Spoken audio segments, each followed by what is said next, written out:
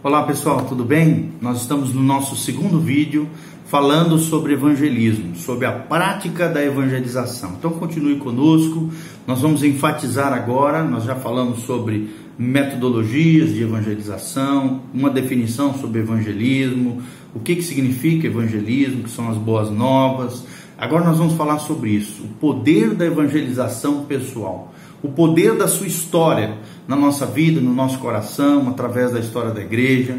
Nós vamos entender, querido, que uma das maneiras mais efetivas para compartilhar a boa nova de Jesus Cristo é o contato pessoa a pessoa.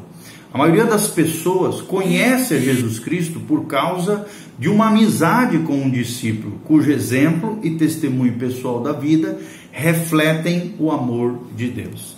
A Bíblia registra mais de 35 exemplos de Jesus compartilhando as boas novas de forma pessoal, com encontros pessoais, em várias circunstâncias, incluindo o momento da sua crucificação.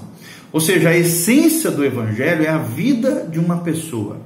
E é isso que Jesus fala, ok? É o que ele nos ensina através da tua palavra. Nada comunica a verdade do Evangelho melhor do que uma vida transformada pelo poder de Deus. O que Deus tem feito na tua vida? O que o poder de Deus tem feito dentro da sua história? Não existe testemunho mais eficaz do que compartilhar as maravilhas de Deus efetuadas na nossa própria vida. Olha o que diz em 1 Pedro 3,15, nós vemos o apóstolo aqui, Pedro, descrevendo que cada cristão deve estar preparado para compartilhar o seu testemunho, a fim de quê? De responder a qualquer que lhe pedir a razão da esperança que há em vocês. É assim que Pedro falou. Nós temos que ter a capacidade de responder a qualquer pessoa que nos pedir a razão da esperança que há na nossa vida, no nosso coração, na nossa história. E essa esperança é Jesus de Nazaré. Quais são os elementos importantes para um testemunho eficaz? Nós precisamos entender primeiramente, querido, que cada testemunho pessoal deve conter elementos que ajudem as pessoas a compreender como é que o poder do Evangelho mudou a sua vida e como Cristo pode mudar a vida dele também. A apresentação do seu testemunho deve ter pelo menos 4 pontos principais. 4 pontos principais. Primeiro, falar sobre a sua vida sem Cristo. Ou seja, conte brevemente como era a sua vida antes de seguir a Jesus. Vida sem Cristo é o primeiro ponto principal que deve ser abordado no seu testemunho pessoal. Segundo, como é que você se tornou cristão? Ou seja, compartilhe o que o fez seguir a Cristo e como você o encontrou dentro da sua história, dentro da sua trajetória de vida. Terceiro, como é que tem sido a vida com Cristo?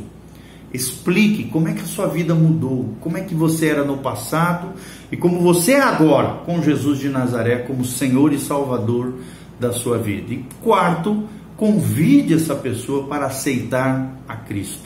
Ou seja, convide a pessoa a se tornar uma cristã, a ser discípulo de Jesus, assim como você é. Ou seja, querido, compartilhar a sua história é tremendo isso. Deixe claro quais são os benefícios, o que Deus tem feito na tua vida, os benefícios, as bênçãos de seguir a Jesus. Dê exemplos claros do que Jesus fez na sua experiência pessoal. Que diferença Cristo fez em sua vida? Como é que Ele tem incentivado você a tomar as melhores decisões, a fazer as melhores escolhas?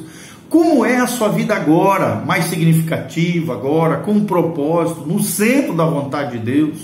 Aborde tudo isso quando você estiver evangelizando. Como era a sua vida antes de Cristo? Enfatize como é que você decidiu seguir a Jesus e quais foram as mudanças positivas que você experimentou andando com o Senhor Jesus. Use sempre uma linguagem simples, nada erudita, rebuscada, não. Uma linguagem simples que o ouvinte consiga entender facilmente. Dedique tempo também para ouvir a história dele. Às vezes ele quer abrir o coração, quer compartilhar a sua vida com você. Dedique tempo para isso. Tente entender também a sua história, a história daquele que você está evangelizando, e compartilhe, sintetize, mostre, ligue com aspectos da sua história que possam contribuir como uma ponte de amor dentro das suas próprias experiências. Identifique com aquela outra pessoa, identifique-se com ela como também um pecador, como uma pessoa vulnerável, que precisa da graça de Deus, que vive debaixo do poder e da unção do Espírito Santo, não se colocando num patamar de superioridade, mas de igualdade, como pecadores que precisam de um Salvador, como pecadores que são vulneráveis, que reconhecem a graça, o poder e o amor de Jesus. Ajude-o a compreender a diferença positiva que Jesus pode fazer em sua vida. E identifique áreas da sua vida que você pode abordar em seu testemunho. Por exemplo, antes, como é que você vivia? Cheio de culpa. Depois de Jesus, como é que você aprendeu a perdoar?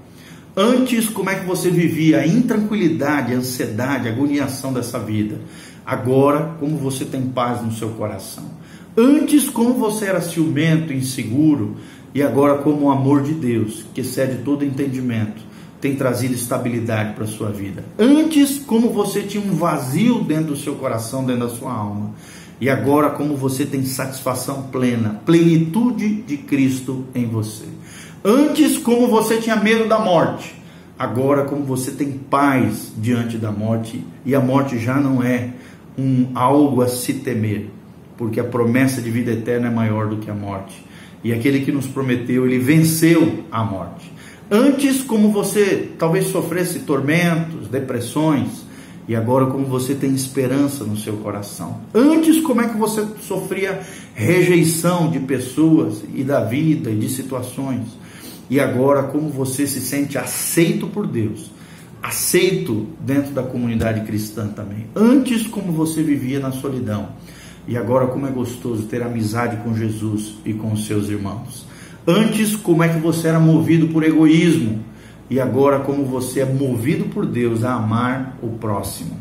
Antes, como você era amante do prazer, e agora como você tem satisfação plena em Deus.